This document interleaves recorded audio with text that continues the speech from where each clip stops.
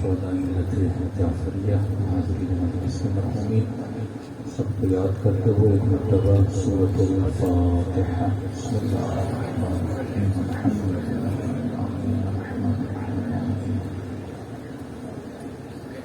صراط الذین انعمت علیہم بسم اللہ قل اللہ احد ربنا تقبل منا انك انت السميع العليم صلوات پر محمد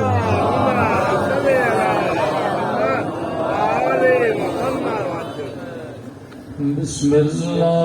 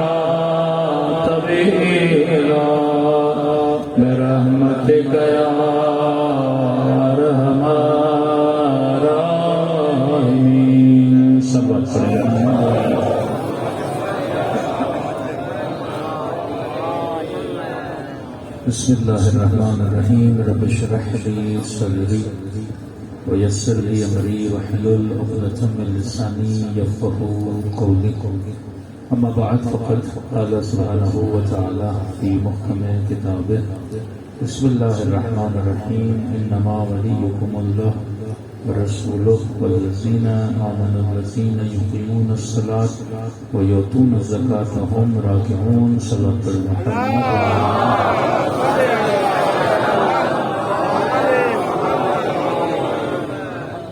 دعا ہے پروردگار عالم ہم سب کی عبادتوں کو اپنی بارگاہ میں قبول فرمائے اور جس مقصد عبادت کی وجہ سے مجالس میں آتے ہیں ان مقاصد میں بھی ہم سب کو کامیابی نصیب فرمائے.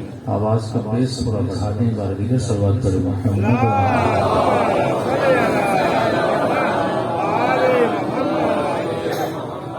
ولایت نظری اور ولایت عملی کے عنوان سے گفتگو ہو رہی تھی کہ انسان پر دو ولایتیں واجب ہیں، ایک نظری ولایت، ایک عملی ولایت۔ نظری ولایت یعنی یہ بھی واجب ہے کہ مسلمان کہے لا الہ الا اللہ، یہ بھی واجب ہے کہ مسلمان کہے محمد رسول اللہ، اور ہم شیعوں میں یہ بھی واجب ہے کہ انسان کہے کہ علی ولی اللہ، یعنی یہ تین نظریے رکھنا انسان پر واجب ہے۔ ابو سفیان نے جب کہا لا الہ الا اللہ محمد رسول اللہ تو صرف کلمہ پڑھنے سے اس کی جان کو نبی نے بخش دیا، اور جب ولایت عملی میں انسان آتا ہے تو وہی نبی اسے جنت بخش دیتا۔ تو کلمے پڑھنے سے جنت نہیں ملتی، کلمے پہ عمل کرنے سے جنت ملتی ہے۔ کلمے پڑھنے سے ایک فائدہ ہوتا ہے کہ تم پاک ہو آتے ہو جسمانی اعتبار سے، اب تمہارے ساتھ بزنس کرنا جائز ہے، بیٹی دینا جائز ہے، بیٹی لینا جائز ہے، تمہاری جان محفوظ ہو جاتی ہے جب تم کلمہ پڑھتے ہو۔ لیکن جب تم کلمے کے ساتھ ساتھ اس کلمے پہ عمل کرتے ہو تو اب جنت بھی تیرے اوپر واجب ہو جاتی ہے، کہ جو بشریت کا انعام تھا۔ تو جب آپ نے کہا لا الہ الا اللہ، آپ نے نظریے کا اعلان کہا۔ جب آپ نے کہا محمد رسول اللہ، آپ نے نظریے کا اعلان کیا۔ جب آپ نے کہا علی ولی اللہ، آپ نے نظریے کا اعلان کیا۔ دیکھیے بادل اگر آسمان پر ہوں یہ نظریہ ہے، اگر بادل برسیں یہ عمل ہے۔ تو خالی بادل اگر ہوں تو زیادہ سے زیادہ سایہ آئے گا، لیکن اگر بادل برسیں تو زمین سیراب ہو جائے گی۔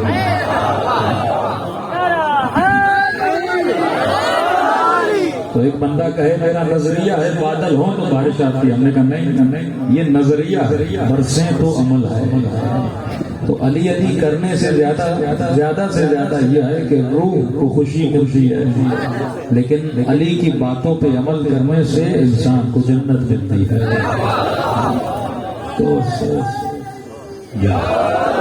تو آج دو طرح کے شیعہ ہیں، ایک ہے نظریے والے، ایک ہیں عمل والے۔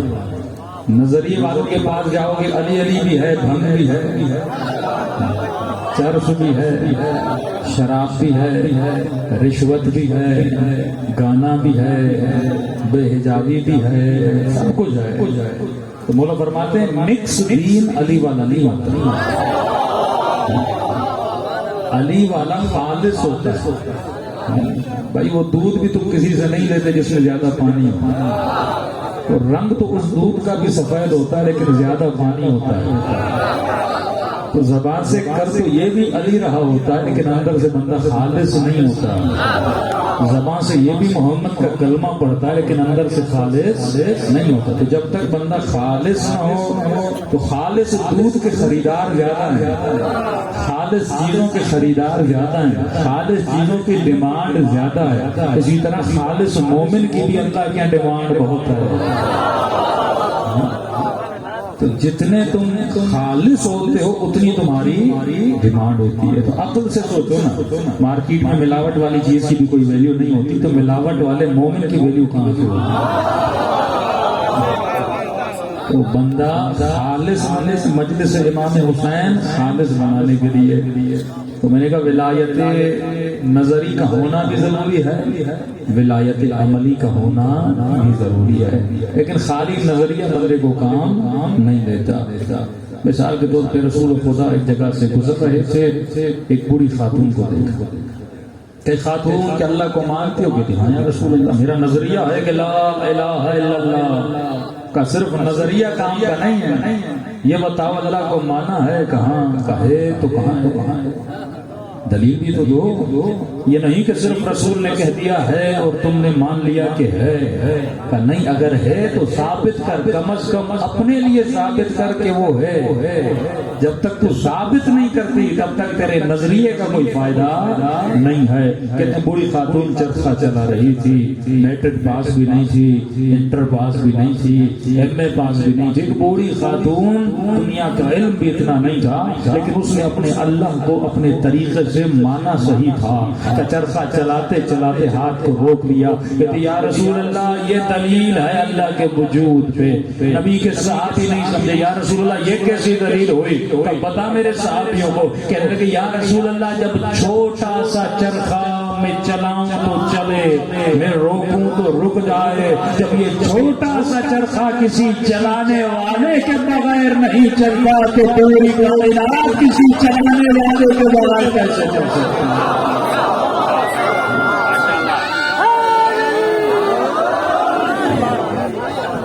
ایک چھوٹا سا چرخہ ہے کسی چلانے، تو نظریہ بھی تھا اور نظریہ مضبوط بھی تھا. بندے کا نظریہ بھی مضبوط ہونا چاہیے. عمل تو تیسری بات ہی ہے. اب بندہ یا علی مدد پہ نظریہ رکھے مضبوط نہ ہو، بندہ اللہ پہ نظریہ رکھے مضبوط نہ ہو، بندہ رسول پہ نظریہ رکھے مضبوط نہ ہو، بندہ خلفاء پہ نظریہ رکھے.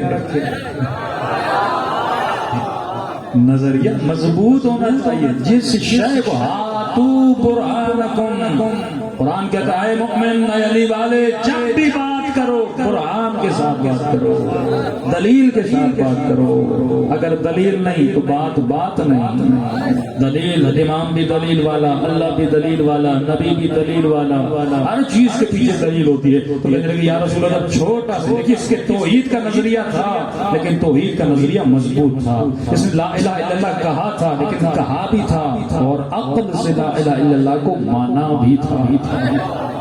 مومن یہ سوچو یہ ٹشو ہے نا، میں جس کو روک کے رکھتا ہوں تو رکے رہتا ہے، چھوڑ دوں تو گر جاتا ہے. یہ ستاروں کو کس نے روک کے رکھا ہے؟ یہ چاند اتنا بڑا کس نے روک کے رکھا ہے؟ یہ سورج کس نے روک کے رکھا ہے؟ اگر انسان سوچے تو چاند سے خدا تک پہنچا دے. انسان سوچے تو سورج سے خدا تک پہنچا دے. کسی نے کہا میں اپنے بدن کا خود مالک ہوں، میں اپنے بدن کا خود مالک ہوں. میں نے کہا اگر طاقت ہے نا اپنے دل کو 1 منٹ کے لیے روک کے دکھا. اگر یہ دل تیرا ہے تو روک کے دکھا. 1 منٹ کے لیے روک کے دکھا کہ میں روک نہیں سکتا. میں نے کہا وہ تمہارے دل کو 1 منٹ میں 70 مرتبہ دھڑکا کے بتاتا ہے کوئی ہے جو تیرے دل کو چلا رہا ہے. جب چاہے تو دھڑکنوں کو روک لے. ہاں میں نے کہا ہے طاقت 10 منٹ کے لیے سانس روک کے دکھا. ہاں دیکھیے انسان سانس لینے میں تھکتا نہیں ہے. جب آپ سانسیں لیتے ہیں نا، کوئی ہے جو سانس لینے میں تھک جائے؟ کبھی انسان سانس لینے میں تھکتا نہیں. میں نے کہا جس طرح تو سانسیں لینے میں نہیں تھکتا نا، علی بھی اس طرح عبادت کرنے میں نہیں تھکتے. ہاں 1 رات میں 1000 رکعت علی کیسے پڑھتے تھے؟ بندے کو عشق ہونا. تو تم کرکٹ کھیلتے ہو اتنے زخم آتے ہیں، اس سے تو نہیں تھکتا. 3 گھنٹے کھیلتے رہتے ہو، ماں کہتی ہے بیٹا پاؤں پھٹ گئے، ہاتھ زخمی ہو گئے. کہ اماں کھیل سے عشق ہے. جب کھیل سے عشق ہو تو کرکٹ کے زخموں کا پتہ نہیں لگتا. تو علی کو تو عشق نماز تھا، تو علی کو 1000 رکعت کا کیسے پتہ چلتا؟ کہ یہ ممکن نہیں. میں نے کہا مچھلی تیرنے سے تھکتی ہے؟ کبھی دیکھا کوئی مچھلی تیرنے سے تھکے؟ کیونکہ مچھلی کی زندگی پانی ہے، علی کی زندگی عبادت ہے. تو جس بندے کی زندگی عبادت، ایسی زندگی کب بنتی ہے؟ جب تمہارا نظریہ مضبوط ہو جائے. اور نظریہ مضبوط ہو تو بندے کی توحید مضبوط، نظریہ مضبوط ہو تو بندے کی نبوت مضبوط. نبی کا کلمہ پڑھا تھا لیکن ابھی تک بھی نبی کی نبوت پہ اتنا ایمان نہیں تھا کہ نبی نے چند صحابیوں کو بلایا اور فرمایا میرے پیارے صحابیوں میرا اونٹ گم ہو گیا ہے. کچھ نے دل میں کہا یہ کیسا نبی جیسے اپنے اونٹ کا پتہ نہیں. جاؤ ڈھونڈ کے لاؤ. بہت ڈھونڈا، شام ہو گئی لیکن اونٹ نہیں ملا. واپس آیا رسول اللہ اونٹ نہیں مل رہا. ڈھونڈ کے تھک گئے. کہ ایک کام کرو وہ پہاڑی ہے، پہاڑی کے پیچھے جاؤ، ایک درخت ہے، درخت میں میرے اونٹ کی رسی ہے. اونٹ وہیں پہ کھڑا ہے. کہ یا رسول جب پتا تھا اتنا ٹائم کیوں ضائع کیا؟ جب پتا تھا پہلے بھیج دیتے. میں دیکھنا چاہ رہا تھا صرف میرا کلمہ پڑا ہے یا مجھ پہ یقین بھی ہے. صرف کلمے پڑھنے سے کیا ہوتا ہے؟ بندے کو نبی پر بھی یقین ہو، اللہ پر بھی یقین ہو، اور علی مولا پر بھی یقین ہو. اور یقین صرف نظریے سے نہیں آتا، جب تک نظریہ عقل سے نہ پرکھا ہو تب تک بندے میں عمل بھی پیدا نہیں ہوتا. تو میں نے کہا ہمارے یہاں تولہ ہے، تبرہ ہے، لیکن وہی تبرہ والا نشہ بھی کرتا ہے. اور میں نے کہا یزید بھی پریشان ہے کہ ہے تو میری طرح نشائی، مجھ پہ کیوں لعنت بھیج رہا ہے؟ تو یہ تبرہ عمل والا نہیں ہے، زبان والا ہے. تو 3 طرح کی ولایت بنی، لا الہ الا اللہ، محمد رسول اللہ، علی ولی اللہ. ہم نے تینوں ولایتوں کا اقرار کیا. اور میں نے کہا خدا نے جب تیسری ولایت کی باری کی تو خدا نے نام نہیں بتایا، صفت بتائی. کیونکہ نام سے زیادہ صفت مضبوط ہوتی ہے. نام تو ہر بندہ رکھ لے اپنا شیر، لیکن شیر بننا مشکل ہے. نام تو ہر کوئی اپنا شیعہ رکھ لے، لیکن سلمان بننا مشکل ہے. تو صفت پیدا کرنا بڑی مشکل ہے. حسین کو خط لکھنا بڑا آسان ہے، لیکن کربلا جانا بڑا مشکل ہے. اور جب تمہارے اندر صفت آ جاتی ہے تو میں نے کہا 20,000 وہ تھے جنہوں نے خط لکھے تھے، اور ایک وہ تھا جسے حسین نے خط لکھا تھا. تو ایسا کردار بنانا بڑا مشکل ہوتا ہے. اور وہ کب بنتا ہے؟ جب بندے میں کیا آ جائے؟ عمل بھی آ جائے. تو آئیے ذرا لا الہ الا اللہ کو سمجھیں کہ لا الہ الا اللہ کیا ہے. اللہ نے زندگی میں کبھی صحیفہ سجادیہ پہ کچھ پڑھا. کوشش ہوگی میری کہ 5 مجالس میں تھوڑے نکات امام زین العابدین کے بھی بیان کیے جائیں. دیکھیے 2 طریقے ہیں اہل بیت کی محبت کے اظہار. ایک طریقہ ہے جوہلا والا، ایک طریقہ ہے عقلا والا. سب سے زیادہ اگر کسی نے مولا علی کو نقصان دیا، دین کو نقصان دیا، وہ طبقہ ہے جاہل. کہ انسان کا سب سے بڑا دشمن کون ہے؟ کسی نے کہا مولانا یزید ہے، کسی نے کہا شمر ہے، کسی نے کہا شیطان ہے. میں نے کہا اگر شیطان سب سے بڑا دشمن ہوتا تو ہر کو حسین کے لشکر میں جانے نہ دیتا. ہر جا، اور وہ نہیں جا رہے. یہ کون ہے جو ان کو روک رہا ہے؟ اور ہر چلا جا رہا ہے. تو سب سے بڑا دشمن انسان کا انسان کی اپنی جہالت ہے. ہر اختلاف کی جڑ کیونکہ اگر میں کسی کو 1 لاکھ دے کر کوئی کام کرواؤں تو پیسہ دینا پڑے گا، لیکن فری میں کام ہو جاتا ہے اگر اگلا جاہل ہو. ایک پیڈ ایجنٹ ہوتے ہیں جن کو پے کر کے کام کروایا جاتا ہے، ایک فری کے ہوتے ہیں جن کو دینے کی ضرورت نہیں ہے، پتہ ہے یہ جاہل ہے. تو سب سے زیادہ جس چیز کا فائدہ شیطان اور شیطانی طاقتیں لیتی ہیں وہ آپ کی اور میری جہالت ہے. اور سب سے بڑا کام جو اہل بیت نے کیا وہ لوگوں کی جہالت کو مٹانا تھا. کتنی جنگیں لڑی مولا علی نے، تو وہ بھی مجبوری میں مولا نے لڑی. ورنہ آپ کے جتنے امام ہیں انہوں نے جنگیں نہیں لڑی. سب سے بڑا جہاد جو اہل بیت نے کیا، جس کو کہتے ہیں گولڈن ٹائم جو اہل بیت کا تھا، سنہری وقت، وہ 5 امام 6 امام کا زمانہ تھا، جس کو شیعت کا گولڈن ٹائم کہتے ہیں، جس میں سب سے زیادہ اماموں نے اپنا علم مانگا تھا کہ وقت کے حاکم آپس میں لڑ پڑے، امام کو اچھا خاصا وقت ملا. اور جتنے مکتب تشیعی، فقہی، توحیدی، عقائدی، کلامی، حدیث اور روایتیں ہیں ان 2 اماموں سے ہیں، باقی اماموں سے بہت کم ہے. یعنی 80% جو آپ کا مٹیریل ہے وہ امام محمد باقر اور امام جعفر صادق علیہ السلام. اور جتنے مسلمانوں کی دوسری فقہ ہیں، امام حنیفہ، امام شافعی، سارے دارے کے ہیں، دارے انہی 2 اماموں کے شاگرد. سب سے زیادہ علم کیا کیا ہے بیت نے؟ یعنی آپ تصور کریں حکومتیں ان لوگوں کی، ممبر ان لوگوں کے، میڈیا ان لوگوں کا، مفتی ان لوگوں کے، پروپیگنڈا ان لوگوں کا، قید میں ہمارے امام، زندان میں ہمارے امام، اتنا قید و بند تھا کہ آپ کے 11ویں امام اور 10ویں امام کو عسکری کہا جاتا ہے، کیونکہ امام فوجی چھاؤنی میں رہتے تھے، شیعہ مل نہیں سکتا تھا، ایک امام کو 14 سال قید ہو جاتی ہے، ایک امام کو نظر بند کیا جاتا ہے، ایک بھی شیعہ مل نہیں سکتا، گھی کی دیگیں لے کر جاتے تھے، دیگوں میں خط لے کر جاتے تھے، امام جواب دیتے تھے، وہ دیگوں میں آتا تھا، لوگ لکڑی بیچنے جاتے تھے، لکڑی کے بیچ میں خط رکھ کے جاتے تھے، یہ ربط تھا شیعوں کا امام کا، اور اس طریقے سے شعور بانٹا کہ آج اتنے لوگ مجلس حسین میں بیٹھے ہیں، یعنی حکومتیں، مال، پیسہ، ملٹری پاور، سب کچھ دشمن کا تھا۔ کون سا طریقہ ہے اپنایا؟ علم۔ اور دشمن کیا کرتا ہے؟ لوگوں کی جہاد۔ جاہل آدمی جلدی سے جذباتی ہوا ہے۔ یہودی اگر جذباتی دکھاتے ہیں نا تو آج یہودیوں کا وجود نہ ہوتا۔ یہودیوں نے عقل مندی سے کام کیا، اور آج دنیا کی بڑی سے بڑی کمپنیوں کے مالک یہودی، دنیا کے سب سے بینکوں کے مالک یہودی، دنیا میں سب سے بڑے پروفیسر یہودی، دنیا کے سب سے بڑے سائنسدان یہودی۔ تو جو جذباتی شیعہ تھے مولا کے پاس ہے، یا علی گھر پہ آگ لگ گئی اور اب تلوار نہیں اٹھانے، خیبر شکن، شیر خدا، فاتح خندق، اور گولی تلوار نہیں نکالتا۔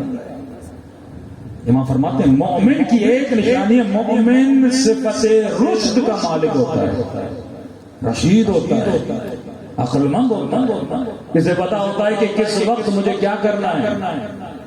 اہل بیت معجزے دکھانے نہیں آئے تھے کہ کربلا کے میدان میں جب اسماعیل ایڑیاں رگڑیں تو چشمہ جاری ہو جائے، تو عباس کو پانی کی طرف جانے کی ضرورت کیا تھی؟ اگر حسین کہتے تو فرات عباس کے قدموں میں آ جاتا، لیکن وہ معجزے دکھلانے نہیں آئے تھے۔ معجزات تب دکھاتے تھے جب امامت کو ثابت کرنا ہوتا تھا، جب کوئی کہتا تھا علی تو امام نہیں ہے، اس وقت مولا مردے کو ٹھوکر مار کے زندہ کر کے بتاتے تھے یہ ہے ولایت کی طاقت۔ وہ اپنی ذات کے لیے معجزے نہیں دکھاتے تھے، اس بات امامت، اس بات نبوت کے لیے انبیاء معجزے دکھاتے تھے، ایسے اہل بیت معجزے نہیں دکھاتے تھے۔ من فرماتے مومن صفت رشد کا مالک ہوتا ہے، عقل مند ہوتا ہے، کہ علی تلوار کی مار کرتے ہیں۔ 28 سال مولا علی کی حکومتوں کے ادوار نے دیکھا، ایک جنگ تھی جب مولا نے ان سے لڑی ہو،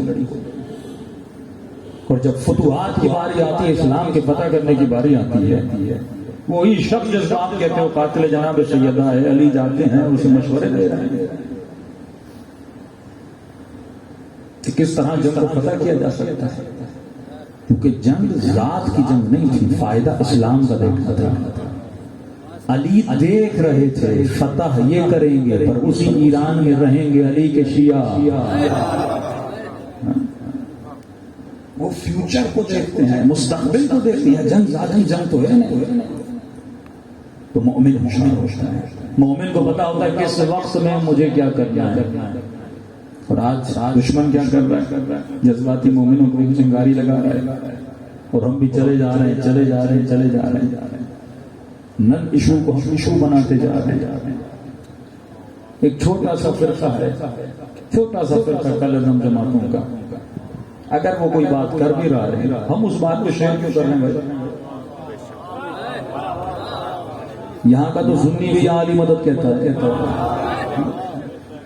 تو ہم ایک چیز کو اتنا ایشو کیوں کریٹ کر رہے ہیں؟ ہم خود ان کو مشہور کرتے ہیں۔ اچھا وہ اس طرح کیوں کرتے ہیں؟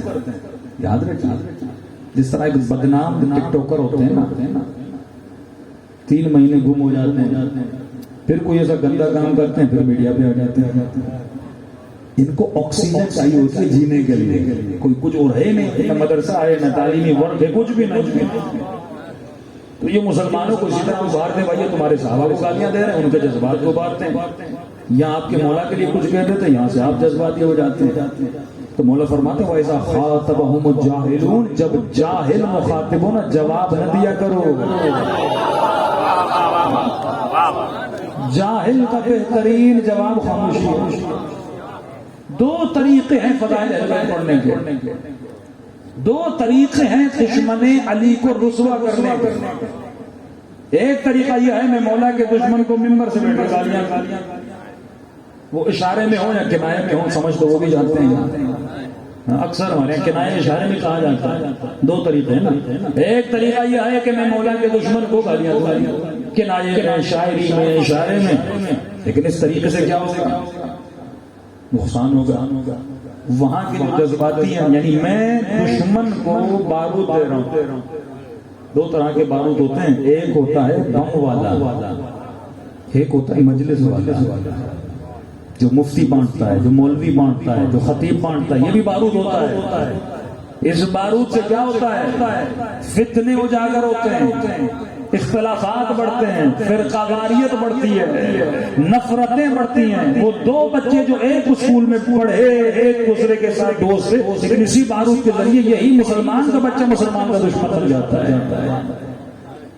اور اس سے زیادہ کون محسوس کرے گا؟ یہی بارود جو شیعوں میں بٹا علی کے نام سے، شیعہ کو دشمن بنا کہ نہیں، شیعہ کا چہرہ دیکھنے کے لیے تیار نہیں، دونوں بھائی ایک گھر میں لیکن بات نہیں کرتے، کیونکہ جاہل ہے، یہ بارود جاہلوں میں پایا جاتا ہے۔ اس بارود کا خریدار علی والا نہیں ہوتا، جاہل ہوتا ہے۔ عوام کے جذبات کو استعمال کیا جاتا ہے، آپ کی محبتوں کو یوز کیا جاتا ہے۔ شیعہ اور سنی دونوں جگہ پہ ایسے افراد موجود ہیں کہ لوگوں کی جہالت کو غلط استعمال کرتے ہیں۔ تو ایک طریقہ تو یہ ہے کہ میں دشمن سیدہ، دشمن مولا علی، دشمن جتنے بھی اہل بیت کے دشمن ہیں، مرن بلا ان کو برا بلا کہوں، تو بھئی یقین ہے کسی کو آپ مانتے ہو، کسی کو وہ مانتے ہیں نا۔ تو میں تو یہ کہتا ہوں نا، علی کی زندگی سے مجھے دکھاؤ نا کہ مولا نے اس طرح کیا ہو جس طرح ہم کرتے ہیں۔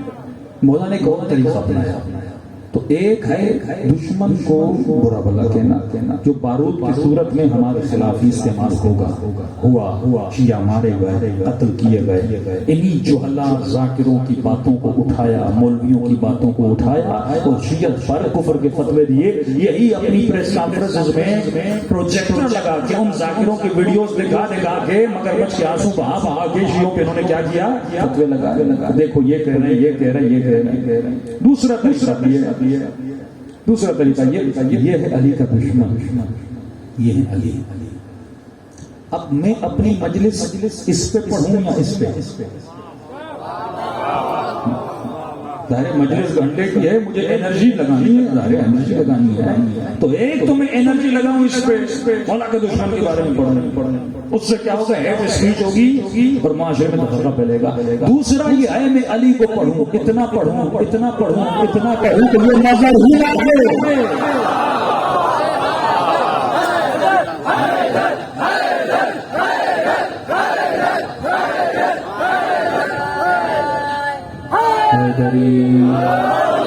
دوسرا یہ طریقہ، پہلے طریقے کا نقصان یہ ہوگا کہ وہ تیری مجلس میں نہیں آئے گا۔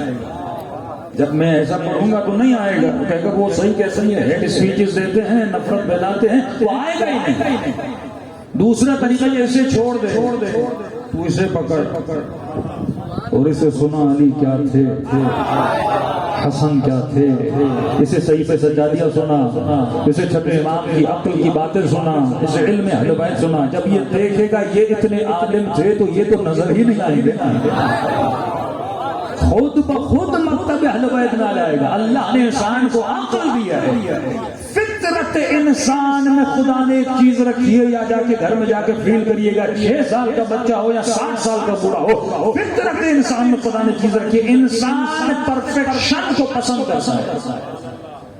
اردو میں کہتے ہیں تکامل اور کمال، کمال کا عاشق ہوتا ہے، پھول میں حسن نظر آیا عاشق، حسین چہرے کو دیکھا عاشق، اچھی آواز دیکھی پسند کی، یہ اور بات ہے۔ جسے کمال سمجھتا ہے وہ ہے کہ نہیں، وہ اخلاقی بحث ہے، لیکن جہاں اسے حسن نظر آتا ہے نا یہ اس کے پیچھے دوڑتا ہے، یہ اور بات ہے۔ حسن جس کو سمجھ رہا ہے وہ ہے کہ نہیں، وہ اخلاقی بحث اس میں نہیں جا رہا۔ لیکن فطرت میں بچے سے بھی پوچھو گے نا، فیل ہونا اچھا لگتا ہے یا پاس ہونا؟ کہے گا پاس ہونا۔ بچہ فیل ہونا نہیں چاہتا، کیونکہ پاس ہونے میں کمال ہے، فیل ہونے میں کہتا ایک نمبر سے بھی پاس ہو جاؤ، فیل نہ ہو. یہ کس نے ڈالا اس کے اندر؟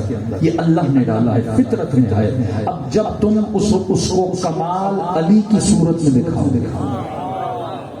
ایک تو ہے فیک کمال، جھوٹا، جو وہ دکھاتے ہیں جن کو یزید میں کمال نظر آتا ہے، جن کو بنو امیہ میں کمال، وہ تو ایک فیک کمال ہے نا. لیکن آپ اسے علی بتاؤ، علی سناؤ، علی دکھاؤ، اولاد علی سناؤ.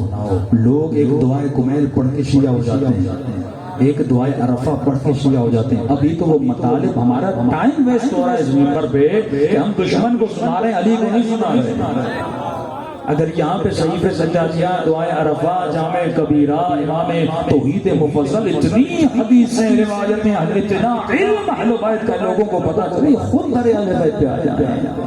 وہی کام جو اہل بیت نے کیا، علم بانٹو. علم سے لوگ مکتب اہل بیت میں آتے ہیں. میں نے کئی سال پہلے کہا تھا، قرضاوی جو مفتی تھا وہابیوں کا، قطر میں اس کی جو تیسری بیوی تھی وہ چھوڑ کے اسے بھاگ کے چلی گئی، اور کہتی ہے کہ جب اس سے مفتی ملنے آتے تھے، داعش کے لوگ ملنے آتے تھے، تو یہ خود کہتا تھا کہ اتحاد و بین المسلمین ہمارے فائدے میں نہیں ہے، شیعوں کے فائدے میں. کہ وہ کیوں؟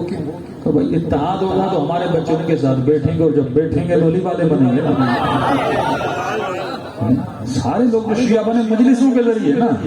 آپ کے آبا و اجداد شیعہ بنے مجالس کے ذریعے نا. مجالس نہ ہوتی ہیں شیعہ بنتے ہیں. تو اتحاد کی فضا بنے گی، آئیں گے دوست آپس میں بیٹھیں گے، مسلمان آپس میں بیٹھیں گے، یہ ان کی مجلسوں میں، یہ ان کی مجلسوں میں، اور جب حق سنیں گے، حق دیکھیں گے، علی کی باتیں سنیں گے تو علی کے قریب ہوں گے نا. تو اتحاد نہ بناؤ، اور تفرقہ سب سے زیادہ اگر کسی کے فائدے میں ہے تو فائدے میں. پروپیگنڈا کیا ہوتا ہے؟ مجلسوں میں نہ جانا، نیاز نہ کھانا، نیاز میں یہ ملاتے ہیں، مجلسوں میں یہ کرتے ہیں. ایسا ماحول کریٹ کریں، ماحول بنائیں ایسا چاہتے ہیں کہ وہ لوگ آپ کے ساتھ ملیں گے. تو سب سے زیادہ جس چیز نے نقصان دیا وہ ہے عوام کی جہالت. اگر عوام میں شعور ہو، فکر ہو، ایک بندہ غلط بات کرتے مجمع کہتے واہ واہ واہ. ایک جگہ ہم گئے پنجاب میں، ایک کفریہ شعر پڑھا ایک بندے نے، مجمع واہ واہ. اس کے بعد میں نے کہا بھائی غلط پڑھا، مجھے کہا واہ. میں نے کہا تم لوگ ہو کس کے ساتھ؟ پتہ ہی نہیں لوگ کہاں کھڑے ہیں، کہاں زور ہے. مجھے پتہ ہے خطیب نقطہ چھوڑے اور مجھے واہ واہ کرنی ہے. سوچو تو صحیح کس بات سے واہ واہ کر رہے ہو. عقل مند ہوتا ہے مومن، بے وقوف نہیں ہوتا مومن. اور یہ زمانہ خطرناک زمانہ، ٹک ٹاک کا زمانہ، کلپوں کا زمانہ. آج خطیب کی کلپ بنانے میں لگے ہوئے ہیں، وہاں سے اس مفتی کا، یہاں سے اس مولوی کا، وہاں سے اس خطیب کا. بعض تو مجلس پڑھتے ہی کلپ کے لیے، بس کلپ بن جائے. یہ تبرج جاہلی کا ہے. بس میں دیکھا جاؤں، کسی بھی قیمت پہ دیکھا جاؤں، تفرقہ ہو رہا ہے، اختلاف ہو رہا ہے، بس میں دیکھا جائے. اور یہ زمانہ بڑا آسان ہے مشہور ہونے کے لیے. ایک چائے والا مشہور ہو جاتا ہے ایک فوٹو سے. تو ایزیسٹ وے ہے اس زمانے میں شہرت کو پانا. یہ بہت خطرناک ہے. شہرت کا نشہ جو خطیبوں کو لگتا ہے، مولویوں کو لگتا ہے، دنیاداروں کو لگتا ہے، بڑا خطرناک نشہ ہے. شہرت کا نشہ انسان کو تباہ و برباد کر دیتا ہے. آسان پہلے علماء محنت کرتے تھے، یہ گاؤں، وہ گاؤں، وہ گلی، وہ گاؤں، جگہ جگہ جا کر مجلسیں پڑھتے تھے، 4 لوگ پہچانتے تھے. لیکن آج 4 کلپ بنا دو بندہ مشہور ہو جاتا ہے. تو ہم ایک محفل میں خود میں بیٹھے ہوئے تھے، چند مولویوں میں، یہ تو بڑا آسان طریقہ ہے، آپ لوگ کلپے بناؤ تو مشہور ہو جاؤ گے. تو اس نے اچھا جملہ کہا کہ مولانا مشہور تو بندہ جلدی ہو جاتا ہے، لیکن اس کی مثال ہوتی ہے فارمی مرغی کی طرح. تو آج کچھ ہے فارمی مولوی، مرغیوں کی طرح جلدی موٹے ہو جاتے ہیں، لیکن دیسی مرغی والی طاقت. تو بندہ محنت کرے. دیسی مرغی چلتی زیادہ ہے، طاقت بھی زیادہ ہوتی ہے، فارمی مرغی چلنے میں بھی تھک جاتی ہے. تو آج کل یہ مفتی، ٹک ٹاک والے، کلپوں والے مولوی، تو یہ زمانہ آسان ہے، لیکن اس چیز کو سنبھالنا، کیونکہ یہ شہرت کرنا. جب شہرت ہوگی تو ظاہر ہے کہ مولا علی نجف العالم فرماتے ہیں نا کہ عوام کی مثال ان بھیڑ بکریوں کی طرح ہے. کہ جب چرواہا سیٹی مارتا ہے دوڑے دوڑے دوڑے دوڑے، آج لوگ دلوں پہ دوڑ رہے ہیں، وہ مفتی وہاں سے کلپ دے رہا ہے، سنی ادھر بھاگ رہے ہیں، شیعہ یہاں سے کلپ دے رہا ہے، ادھر بھاگ رہے ہیں، تو ورنہ چرواہے نہ بنو۔ آخری زمانہ یہ ہوگا کہ جس طرح بندر کو ڈنکی پہ نچوایا جاتا ہے، یہ خطیب یہ مفتی تجھے نچوائیں گے، تو ناچنا نہیں، اپنی عقل سے، شعور سے، فکر سے فیصلہ کرنا کہ دشمن چنگاری لگانا چاہ رہا ہے، مجھے اس آگ کو زیادہ بھڑکانا نہیں ہے، علی کے عقل و فہم سے پانی ڈال کے اسے بجھا دینا۔ صلوات پڑھے محمد اصل کام ہے فکر دینا، جب تک فکر نہیں فائدہ نہیں۔ دیکھیے دو طرح سے میں مجلس کروا سکتا ہوں، ایک تو میری نیت ہو امام حسین کی مجلس کرواؤں، یہ ابتدائی نیت ہے، کوئی مجلس میں کیا ہے، لاؤڈ غلام لگانا ہے، خطیب بلانا ہے، 4 دیگیں اتارنی ہے، مجلس ہو گئی، ایک تو یہ مجلس ہے۔ دوسری مجلس یہ ہے کہ مجلس تو کرواؤں لیکن ایسی مجلس کرواؤں جس میں لوگوں کو فکر حسین دوں، اسے کہتے ہیں تعمیری مجلس، صرف مجلس نہیں، تعمیری مجلس۔ اب دو نیت میں، ایک ٹھیکیدار کہتے ہیں روڈ بناؤں، بناتا ہے، ہفتے کے بعد پھٹ جاتا ہے۔ ایک ٹھیکیدار کہتے ہیں روڈ بناؤں لیکن ایسا بناؤں کہ بارش میں بھی مختلف چیزوں میں روڈ پھٹے، تو روڈ تو روڈ ہے لیکن کون سا روڈ اچھا ہے، مضبوط ہو۔ تو ایک آدمی کہتا ہے بس علی علی کرواؤں، لیکن ایسے علی علی کا کیا فائدہ جب وقت پڑے تو جنگ احد کی طرح سارے بھاگ جائیں۔ ایک کہتا نہیں علی علی کرواؤں لیکن ایسا علی والا بناؤں جیسا حبیب ابن مباحث تھا، یہ تعمیری سوچ ہے۔ ایک بندہ کہتا ہے مجلس پڑھوں، بس مجلس پڑھ لیا مجھے جانا ہے، مجلس پڑھنا کون سی گھنٹہ گفتگو کرتی ہے، 4 شعر، 4 فضائل، 4 تبرہ والے جملے، مجلس ہو جاتی ہے۔ لیکن ایک نیت ہوتی ہے تعمیری مجلس، کہ لوگ مجلس میں آئیں کچھ بن کر جائیں۔ اب کل میں نے ولایت عملی کی 3 چیزیں بتائیں آپ کو۔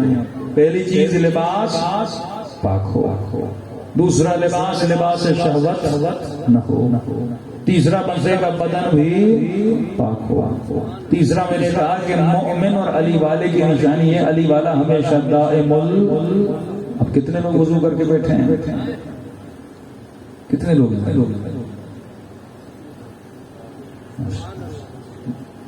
لیکن پھر بھی 30% ہے، تو مجلس کا فائدہ ہی نہیں۔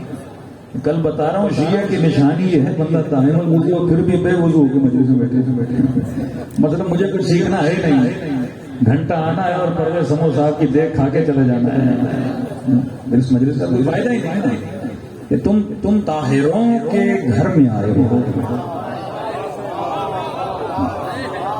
تو طاہر ہو کر آؤ، تو ابتدائی شرط ہے، پھر تو میری ساری محنت کا کوئی فائدہ ہی نہیں ہے۔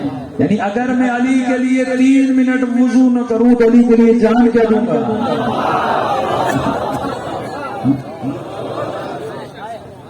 3 منٹ کا وضو میں نہ کر سکوں، کپڑے نجس ہیں مجلس میں نہ آیا کرو، فائدہ نہیں ہے، کچھ لے کر نہیں جاؤ، پاک ہو کے آیا کرو، آدھا گھنٹہ دیر بھی ہو جائے پاک ہو کے آیا کرو۔ دوسرا فرمایا ولایت نظری تو ہم سب کے پاس ہے، اصل جھگڑا ہے ولایت عملی کا، وہ چاہتے ہیں نظریہ دے کے لوگوں کو جنت میں بھیجا جائے، وہ فرماتے ہیں انما یتقبل اللہ من المتقین، اللہ قبول کرتا ہے متقین سے، تقویٰ نہیں مجلس قبول نہیں، تقویٰ نہیں نوحہ قبول نہیں، تقویٰ نہیں ماتم قبول نہیں۔ جس طرح پورے دن نماز پڑھتے رہو لیکن اگر بے وضو ہو کر پڑھو تو نماز کا فائدہ نہیں۔ لا تقربوا الصلاۃ، نماز کے قریب نہ آنا، وانتم سکارا، جب تو نشے کی حالت میں، جب میں نماز کو نشے میں پڑھ نہیں سکتا تو علی علی نشے میں کیسے کروں؟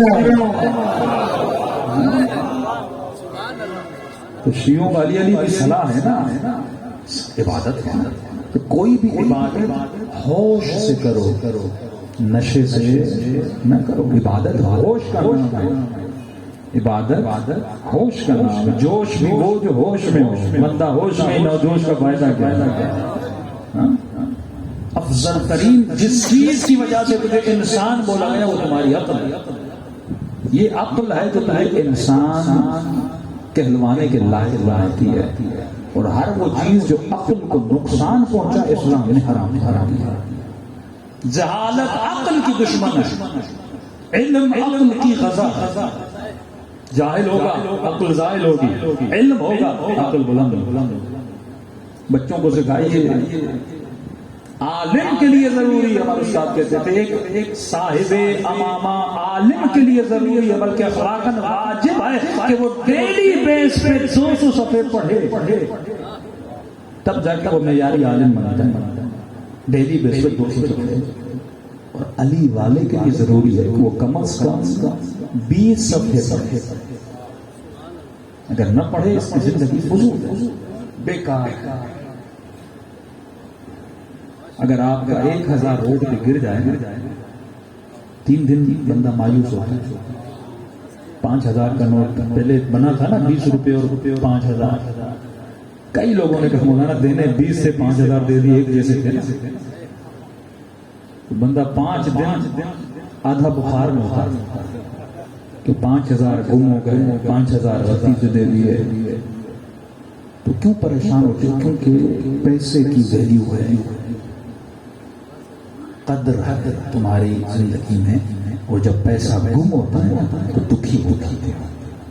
مولا فرماتے ہیں افسوس ہے اس انسان پہ جس کا مال گم ہوتا ہے، غمگین ہوتا ہے، لیکن 1 گھنٹہ ضائع کرتا ہے، اسے دکھی نہیں ہوتا۔ 6 گھنٹے ضائع کر دیتا ہے، دکھی نہیں ہوتا ہے۔ اس سے ڈرامہ بھی آدمی دیکھتے ہیں آدھا گھنٹہ 1 گھنٹہ۔ ایک تو نوجوان کہہ رہا مولانا فلاں ڈرامے کی سیریز کو میں نے پتہ نہیں 15 دن میں ختم کیا، کوئی 200-300 گھنٹے، کیا ملا تجھے؟ بے وقوف ہے۔ خدا گواہ اگر مولا علی آ جائیں نا، امام زمانہ آ جائیں، ہم 1 ہفتہ مولا کے ساتھ رہنا پڑے۔ مولا کا اتنا ٹف شیڈول ہے، وقت پہ اٹھائیں، وقت پہ سلائیں، دن رات سے کام کروائیں، علم خدا دلوائیں، آسان تو نہیں ہے نا۔ روایات میں یہ لوگ جو کہتے ہیں العجل العجل العجل، کہتے ہیں امام زمانہ آئیں گے سب سے پہلے یہ کہیں گے تھوڑی دیر سے آتے۔ مولا کے مٹھائیاں نہیں بانٹیں گے نا۔ مہلت ہے جب تک ظہور نہیں ہے، مہلت ہے، یہ ہر بندے کو مہلت ہے جب تک ظہور نہیں ہے۔ جب غیب کا پردہ چاک ہوگا اور زہرا کا لال باہر آئے گا، مہلتیں ختم ہو جائیں گی۔ جواب مانگا جائے گا تجھ سے تیری قضا نمازوں، جواب مانگا جائے گا تجھ سے جو مال تم نے اہل بیت کی راہ میں نہ دیا اور واجب تھا، جواب مانگا جائے گا جو وقت تم نے ضائع کیا، جواب مانگا جائے گا جن آنکھوں کو تم نے نجس چہروں پہ ڈالا تھا، جواب مانگا جائے گا جن زبانوں سے تم نے نجاستوں کو پھیلایا تھا۔